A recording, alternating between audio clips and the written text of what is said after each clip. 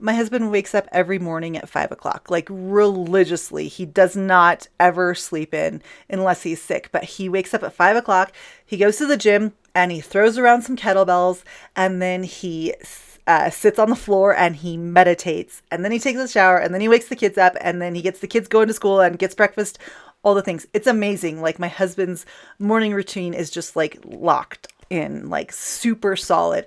And I have been trying to be better about having a good morning routine.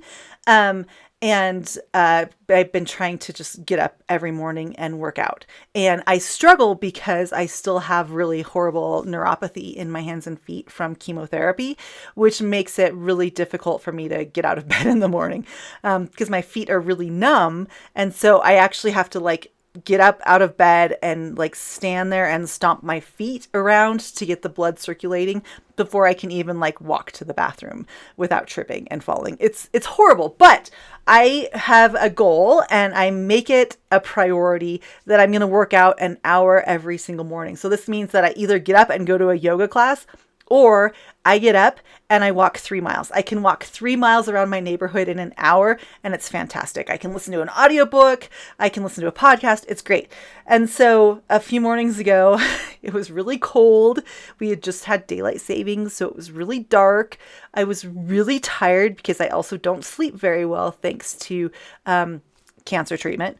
And I was just like laying in bed, and I'm thinking, okay, if I just lay here, I can be comfortable. I can be warm. It's okay. Like I had cancer. I can take a day off. I don't need to get out of bed.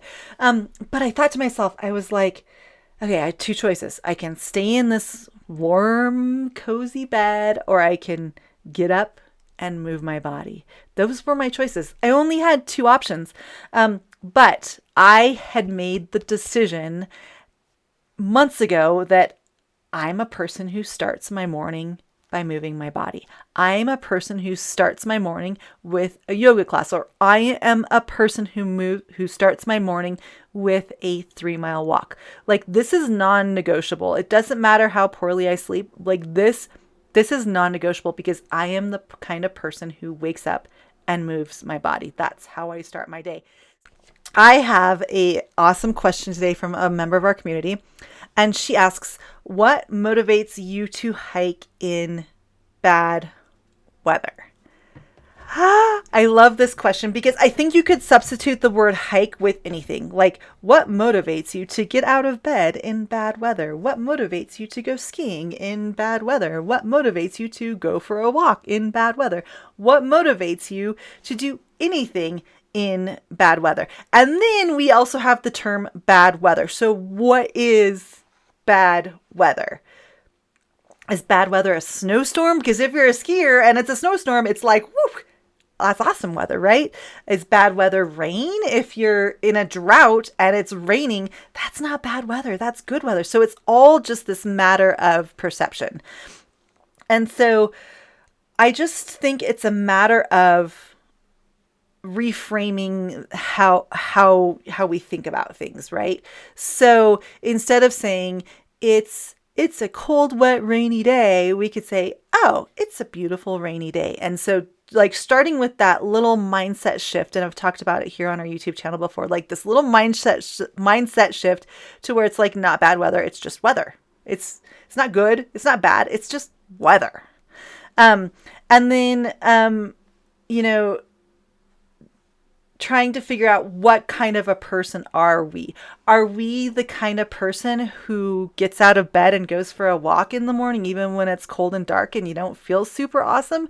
Or are we the kind of person who goes for a hike even though it's a little bit windy? Are we the kind of person who bundles up our kids and takes them to the park even though it's raining outside? Like what kind of a person are you? That's important to define. Like I am a person who, boom, like I'm a person who doesn't let the weather stop me.